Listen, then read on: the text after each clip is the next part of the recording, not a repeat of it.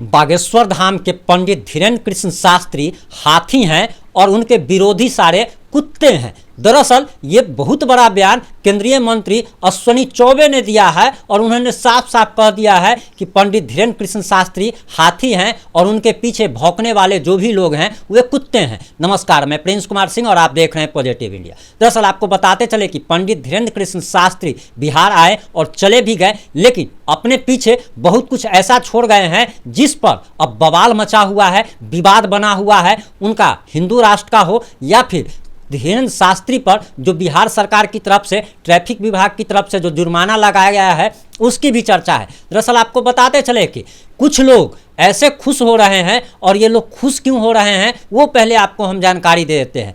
दरअसल जब बागेश्वर धाम के पंडित धीरेन्द्र कृष्ण शास्त्री पटना पहुंचे थे तो पटना एयरपोर्ट से लेकर होटल पनास तक उनकी गाड़ी को ड्राइव करके भाजपा के सांसद मनोज कुमार मृदुल ले गए थे, जो कि भोजपुरी के बहुत बड़े स्टार रह चुके हैं, और उन्होंने खुद गाड़ी ड्राइव कर बाबा को होटल तक पहुंचाया था। और इस दौरान बताया गया कि दरअसल बाबा ने और मनोज तिवारी ने सीट बेल्ट नहीं पहना था और इसको लेकर बड़ा भारी जुर्माना लगाया गया है। इतना भारी जुर्माना लगाया गया है कि हो सकता है कि पंडित धीरेन्द्र कृष्ण शास्त्री को बैंक से लोन लेना पड़ जाए। और सुन लीजिए कि जुर्माना कितना लगा है, 1000 रुपया का जुर्माना लगा है। 1000 रुपया का जुर्माना लगा है। अब विरोधी ऐसे खुश हो रहे हैं कि जैसे कि अगर किसी के घर में बच्चा हो जाता है तो किन्नर जैसे ताली बजा बजा करके खुश होते हैं, उसी प्रकार से विरोधी खुश हो रहा है कि जुर्माना लग गया, जुर्माना लग गया। अब मतलब कि 1000 रुपया का जो जुर्माना लगाया गया है इसके लिए विरोधी इतने बड़े खुश हो रहे हैं। जरा सोचिए कि अब कहा जा रहा है कि इसके लिए तो लगता है कि पंडित धीरेन्द्र कृष्ण शास्त्री को बैंक से लोन लेना पड़ेगा।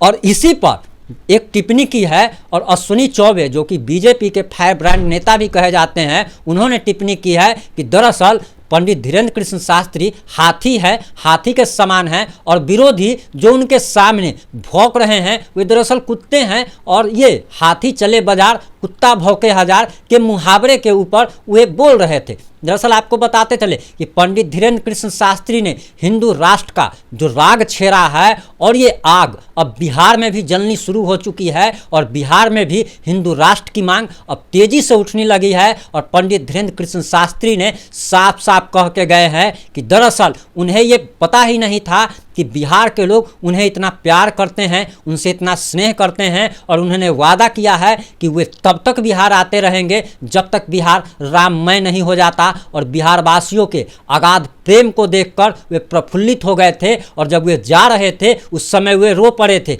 आपको ये भी जानकारी देते चले कि दरअसल पंडित धीरेन्द्र कृष्ण शास्त्री जब जा रहे थे तो उनके लिए चार्टर्ड प्लेन की जो व्यवस्था की गई थी वो चिराग पासवान के पार्टी के नेता और बाहुबली कहे जाने वाले हुलास पांडे ने की थी। हुलास पांडे भूमिहार जाति से आते हैं और उन्होंने बाबा के लिए चार्टर्ड प्लेन की और नई गाड़ी की व्यवस्था की थी और बाबा उसी चार्टर्ड प्लेन से अपने बागेश्वर धाम पहुंचे थे।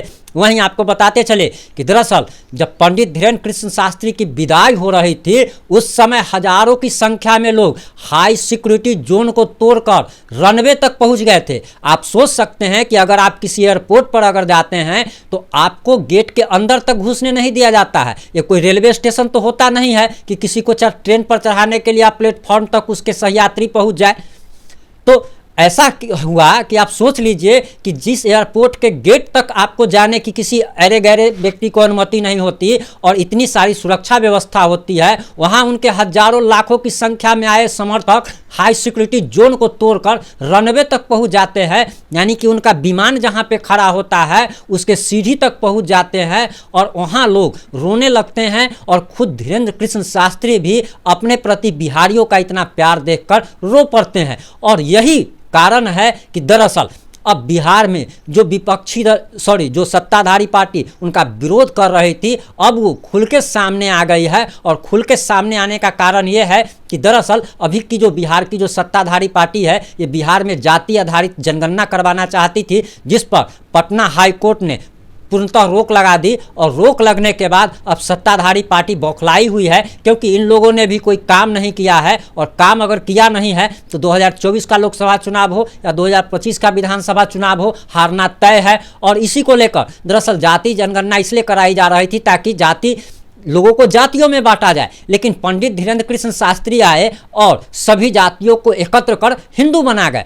यानी कि बिहार के जो नेता है वो चाहते हैं कि लोग पासवान बन जाए, राजपूत बन जाए, भूमिहार बन जाए, यादव बन जाए, लाला बन जाए, लेकिन पंडित धीरेन्द्र कृष्ण शास्त्री लाला, पासवान, भूमिहार, राजपूत, यादव सबको हिंदू बना करके चले गए, एक छतरी के नीचे रख के चले गए। और यही बात जो है वो बिहार के सत्ताधारी पार्टी को अखर रही है और इसी के कारण विरोध हो रहा है। और 1000 रुपया का जो जुर्माना लगाया गया है, इसके लेकर के विरोधी खूब खुशी से उछल रहे हैं, होली दिवाली मना रहे हैं कि पंडित धीरेन्द्र कृष्ण शास्त्री पर 1000 रुपया का जुर्माना लग गया है। अब बताइए कि जरा ये हंसने की ही बात है, और ये रिपोर्ट आपको बताते हुए भी हंसी रोकने में काफ़ी कंट्रोल करना पड़ रहा है कि 1000 रुपया का जुर्माना लगा है तो उसके लिए इतना बवाल मचा है। जुड़े रहिए हमारे साथ, हम आगे भी आपको इस मामले में अपडेट देते रहेंगे। अगर चैनल पर नए हैं तो चैनल को सब्सक्राइब कर लीजिएगा, फेसबुक पेज पर वीडियो को देख रहे हैं तो पेज को फॉलो कर लीजिएगा। जय हिंद, जय भारत, जय जय बिहार।